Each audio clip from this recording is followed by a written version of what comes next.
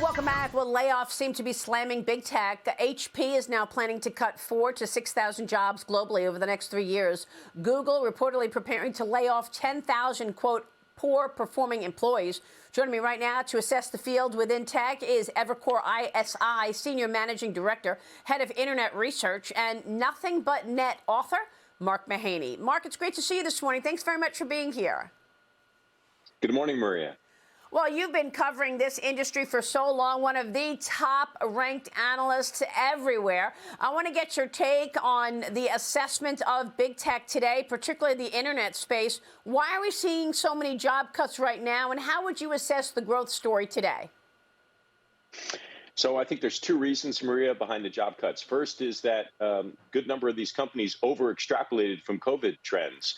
So Amazon has said this, Meta said this, and now Google's actions indicate this too. These companies had huge surges in demand during 2020, during the COVID crisis, then therefore invested heavily in their business, but they over-extrapolated on how permanent those gains would be. Therefore, the cost structures got a little bloated. And then you're going into a probable recession next year. So there's two reasons that are behind these cuts. You're going to see more companies do this. I think it's about half a dozen major tech companies are at 10% RIFs or reduction in forces. I think that number is going to rise before we're through all this.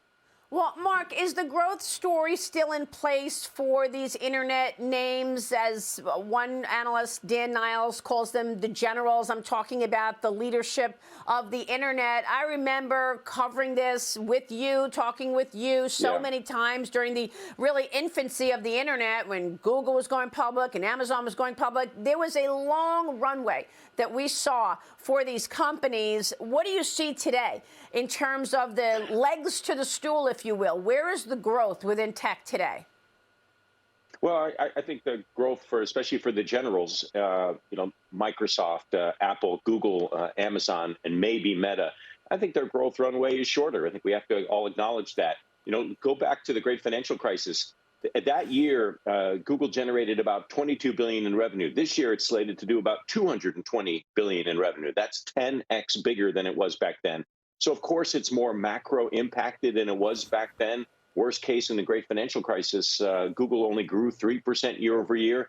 Today, if you had a similar economic situation, I don't think we're going to see that. But if you were, Google would probably decline 5 or 10% year over year. So they're just, as they get bigger, they're more impacted. The secular tailwinds are less strong. They're more macro exposed. So if the economy softens, they will soften. I think these companies will recover their growth rates in the back half of 23, assuming we have a modest recession, which is our house call. If that happens, there will be great buying opportunities for these names, and they'll still be able to generate premium growth rates versus GDP growth rates versus the economy versus markets versus other companies. But the growth rates are going to be slower than they were in the past. There's just a law of large numbers. Yeah, this is great analysis from you, Mark. I want to get your take on the FTX collapse. 1 million customers of the crypto company facing billions of dollars in losses. We don't know if it was stolen, lost. During yesterday's bankruptcy hearing, it was revealed that a substantial amount of FTX assets are either lost or stolen. As the company's founder, Sam Bankman-Fried, is at his Bahamas penthouse. What is the impact of this crypto collapse? Well, I think since we just talked about the great financial crisis, I think one thing we should all be thankful for is that this economy doesn't have the exposure to crypto that the economy had to the housing market back in 2007, 8, and 9, and the excesses that we saw back then. But there clearly were excesses in this crypto market, and it's very unfortunate for those investors and employees who got caught up in it. And so it just seems to me like this is just another mania. And, we have these in the market from time to time. And this time it's crypto. So I think it's very unfortunate what happened. It also seems that there's a fair amount of malfeasance involved, too. I just hope we just move beyond this quickly, learn the lesson. But I'm sure we'll have another mania somewhere along the way. This time it was crypto. Yeah, I mean, you go back to all of the manias we've seen, and the lesson learned continues to be the same. If it looks too good to be true, it probably is. Dagan, jump in.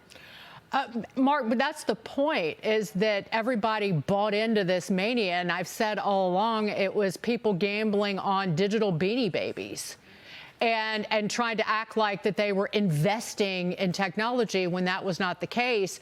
And I'm going to, beg, borrow, and steal from James Freeman something that we were talking about, is that, and James can jump in here, But you are going to hear more and more people try to act like or talk the Fed into easing up on its tightening in the name of saving the system.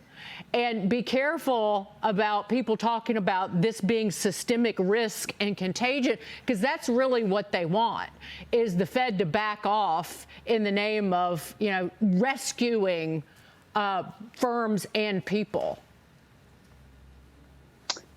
Well, shoot, we had a much greater systemic crisis. Again, I think if you go back 14 years ago with the great financial crisis, and a much greater swath of the American economy put at risk. I'm sorry, crypto is much more contained than what we saw back then. Oh, I agree. And I'm just saying that. Yeah, I'm just saying that people will try to use it as an excuse to, Yeah, and some people, you're right, David. Some people will. I don't think that's going to. I'm not so concerned about that risk now. And also, the good thing for all of us is our balance sheets are much healthier at this point than they were 14 years ago. That's why. It's one of the reasons why our house call is that, if we have a recession, it's going to be on the modest side. I hope that's true. And in the meantime, I look at big tech and its ability to work through this. It's not immune to these cycles, but you've got very good assets. And when they're dislocated like this, I think you can step in on big tech. If you have a 12-month perspective, you can step in on big tech and you can get really nice returns with the 1 to 2 year investment horizon. Go ahead, James. That's good to hear that you don't have any nonsense on the horizon as far as you're predicting here. A question for you on the underlying value of any of these crypto assets. When you look at the fundamental value, obviously a lot of people piled into them.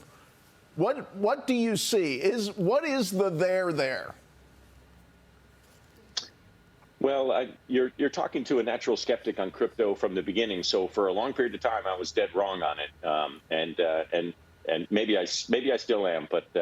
To me, it was always an issue of what problem is being solved by a lot of the crypto exchanges and the crypto offerings. And I was always struck by the lack of a great response to that.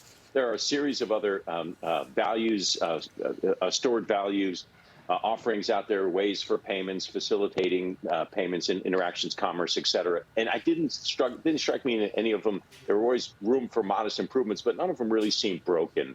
So that to me I wasn't sure that there ever was a there. There may well be, and I don't want to pile in here. I'm skeptical from the beginning, and I'll keep my skepticism here. Well, you were wrong until you were right, Mark. You were wrong until you were right. And it's digital Swedish fish that you can't even eat. That's how people were treating it. And the whole game was, it's not regulated. Get the government out of my money. Down with fiat currencies. Well, and so that was the allure. Well, your allure just bit them in the ass because now there weren't any regulations, and gambling is regulated. Even like penny stock operators are regulated, but not these guys. So you lost your money. Sorry. Well, they all talk about they want to regulate it. We don't know if it's going to be the CFTC, the SEC. They're all talking about somebody providing oversight. But, Mark, before you go, do you have a favorite name in the space, the tech space right now? Yes. Do you see yes, value yep. where?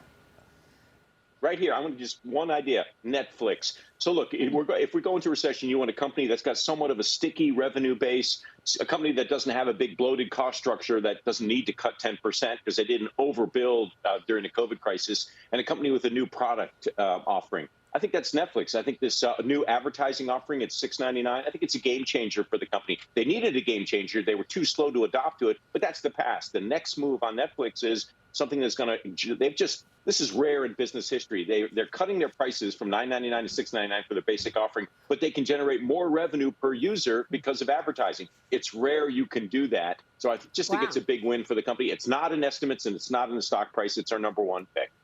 Okay, and how come Disney Plus seems to be really the failure of the talk right now? I mean, that was obviously one of the big issues to send the CEO packing. I think the death of Disney Plus is probably a little prematurely stated, but it is interesting to me. Like what's happened here in streaming is the one company that was always considered so irrational in the space, couldn't generate positive free cash flow, is the only company now that's generating positive free cash flow, and that's Netflix. So I just find it interesting. And the issue of streaming is it's a big expense. It's a very expensive business to be in. I mean, you got to Netflix is spending $17 billion a year. You better have 200 million paying subscribers worldwide. And if you don't, you can't compete. I think there'll be only 2 or 3 players in here. I think Disney Plus will be one of those. I think Netflix wins. Great point. Mark, it's good to have you this morning. Please come back soon. We so appreciate you. Thank you.